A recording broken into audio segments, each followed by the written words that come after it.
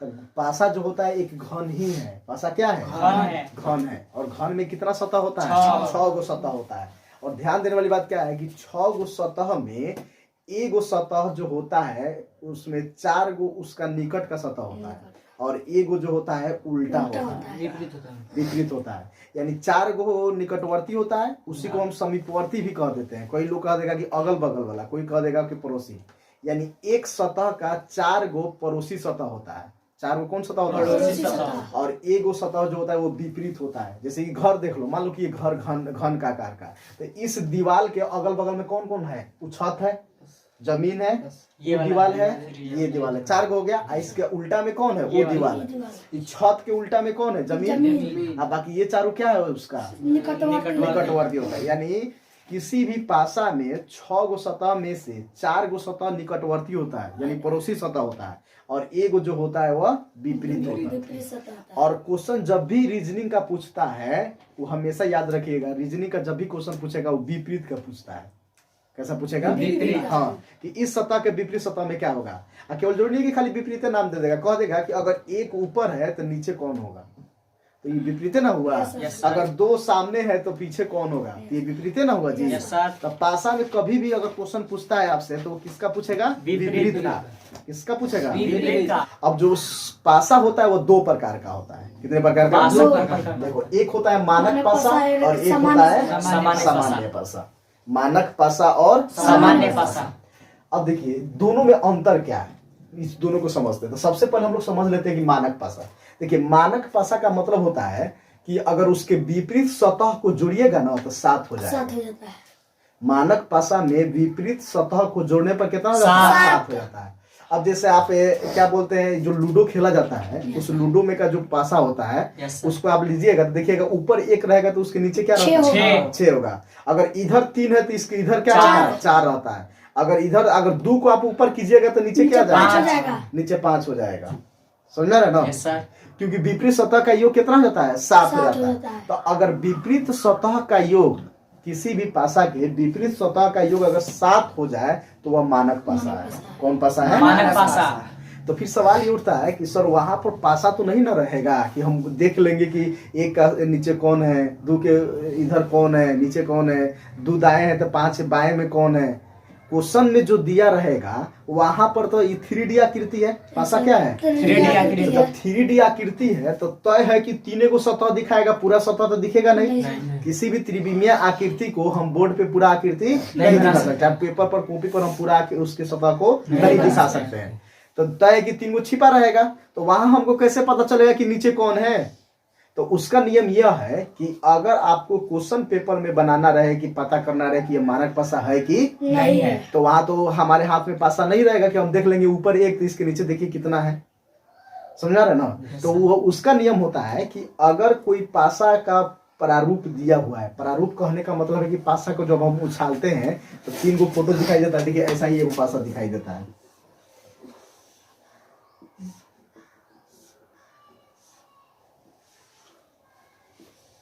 ये हो गया। Yes sir. और जैसे 2, 4 और 6, ठीक है। इसका देखा, ये 3 को सतह दिखाई दे रहा है। 3 को सतह क्या है? छिपा हुआ है। तो अगर आपको ऐसा रहे तब आप कैसे पता कीजिएगा कि मानक पासा है कि नहीं है? क्योंकि इसका तो विपरीत तो दिया नहीं है। अब वहां तो विपरीत था ना जी, 1 है तो इसके नीचे 6 होगा, 6 1 7 हो गया। लेकिन यहाँ तो विपरीत क्या है? नहीं है। तब जब यहाँ विपरीत नहीं है तो इसका नियम ये होता है कि जो सतह दिया हुआ है उस सतहों को आपस में जोड़िए। और जोड़ने के बाद देखिए कि उसका योगफल 7 है कि नहीं है। तो मानक पासा का विपरीत सतह को जोड़ने पर 7 होता है, लेकिन निकटवर्ती सतह को जोड़ने पर 7 नहीं होता है। यही नियम है। यानी अगर कोई पासा का प्रारूप दिया हुआ है तो उसके अगर 2 सतहों को जोड़ने पर अगर 7 कभी नहीं आता है तो समझ जाइएगा कि वह कौन पासा है? मानक पासा है। कौन सतह को? निकटवर्ती। अगल बगल को सतह को जोड़ने पर 7 नहीं होगा। कब 7 आता है? विपरीत सतह को जोड़ने पर 7। हाँ, तब ये अगर हमको चेक करना है कि यह मानक पासा है कि समान पासा है, तब क्या करेंगे? जैसे ये 2 और 4 को जोड़ दिए तो कितना है? 6। देखिए 6 और 4 को जोड़ दिए तो कितना हो गया? 10। अच्छा, फिर जो जोड़ देते हैं किसको? 4 2 6 और 2 को तो कितना आ गया? अच्छा, ये कोनो 7 है? नहीं सर। कोनो साथ नहीं है। जब दोनों निकटवर्ती सतह को जोड़े तो साथ नहीं आया, तय है कि ये कौन पासा है? मानक पासा। कौन पासा है? मानक पासा है। तो मानक पासा का मतलब समझ में आया कि उसके निकटवर्ती सतह को जोड़ने पर साथ कभी भी नहीं आना चाहिए। साथ कभी भी क्या होना चाहिए? तो वैसे पासा को हम कौन पासा कहते हैं? मानक पासा। जब आपको पता चल जाए कि यह मानक पासा है तो उसका विपरीत निकालना आसान हो जाएगा।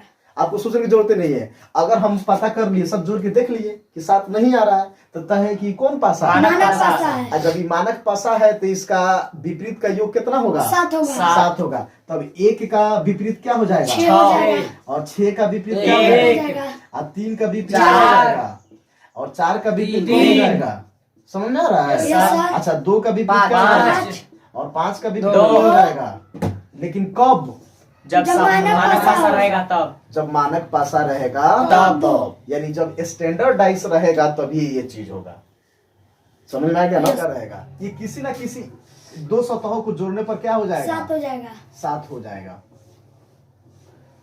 अच्छा, पता है ये केवल आपके मेधा के लिए इम्पोर्टेंट नहीं है, बल्कि आगे चलकर जब आप कंपटीशन का तैयारी कीजिएगा तो वहां पर भी, रेलवे में भी डाइस, बहुत जगहों पे डाइस रीजनिंग क्या करता है, पूछता है। इसलिए देख लीजिएगा ध्यान से। अभी जैसे ये जो होता है ना कि किसी न किसी एक सतह, दो सतह को जोड़ने पर 7 आ जाएगा, कहीं ना कहीं 7 क्या हो जाएगा? आ जाएगा। जैसे देखिए 2 5 3 हो गया। अब जोड़ते हैं, जैसे 2 को और 3 को जोड़े कितना आ गया? 5। 3 को और 5 को जोड़े कितना आ गया? 8। और 2 और 5 को जोड़े कितना आ गया? देखिए 7 आ गया ना। तो इसको हम कह देंगे कौन पासा? सामान्य पासा है। कौन पासा है? सामान्य पासा। क्योंकि एक को में आ गया तो वो सामान्य पासा हो गया। कौन पासा हो गया? सामान्य पासा। तो ये सामान्य पासा हो गया। और जब सामान्य पासा हो गया तब आप उसका विपरीत निकालना संभव नहीं है। तो उसका तरीका है, उसका नियम है कि अब जब सामान्य पासा आ जाए तब हम कैसे उसका क्या करेंगे? विपरीत सतह निकालेंगे। तो यहाँ देखिए, अगर आप पता कर लिए कि ये सामान्य पासा है। कौन पासा है? सामान्य पासा। तो इसकी विपरीत सतह, कोई पूछेगा कि 2 का विपरीत सतह क्या होगा? तो 2 का विपरीत सतह ये 3 और 5, यानी जो सतह दिखाई दे रहा है इसमें, वह एक दूसरे के कभी भी विपरीत नहीं हो सकता है। इसका मतलब ये है कि 2 का 3 और 5 विपरीत सतह नहीं हो सकता है। विपरीत सतह कौन कौन हो सकता है? 4 और 6। 1 हो सकता है, 4 हो सकता है, 6 हो सकता है।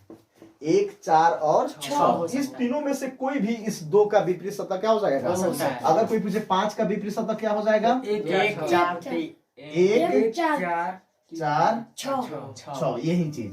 कोई 3 का भी पूछेगा तभी उसका भी विपरीत सतह कौन होगा? 1 4 6, क्योंकि ये सब एक दूसरे को दिखाई नहीं दे रहा है, तो ये एक दूसरे के तो विपरीत होंगे नहीं। तो जो है इसी तीनों में से ना कोई एक दूसरे का क्या हो जाएगा? अब इस तीनों में से कोई भी विपरीत हो सकता है। 1 भी हो सकता है, 4 भी हो सकता है, 6 भी हो सकता है। लेकिन यहाँ पर जैसे ही मानक पासा होगा तब इसी दम 2 का 5 कह देते हैं। अगर ये मानक पासा रहता तब, समझ रहे ना? इस तरह से क्या निकल कर आ गया कि यहाँ निकटवर्ती सतहों को जोड़ने पर कितना हो जाना चाहिए? 7। यहाँ पे निकटवर्ती सतहों को जोड़ने पर 7 नहीं होना चाहिए। तो मानक पासा अगर जोड़ने पर 7 आ जाए तो सामान्य पासा। तो मानक पासा का विपरीत निकालना तो बहुत आसान हो गया कि सीधे पहले जांच कर लेंगे कि वो मानक है कि नहीं है। अगर मानक हो गया तो उसकी विपरीत सतह क्या कर लेंगे? निकाल लेंगे। सीधे दोनों को जोड़ने पर 7 हो जाए, वही उसका क्या हो जाएगा? विपरीत सतह हो जाएगा। क्या हो जाएगा?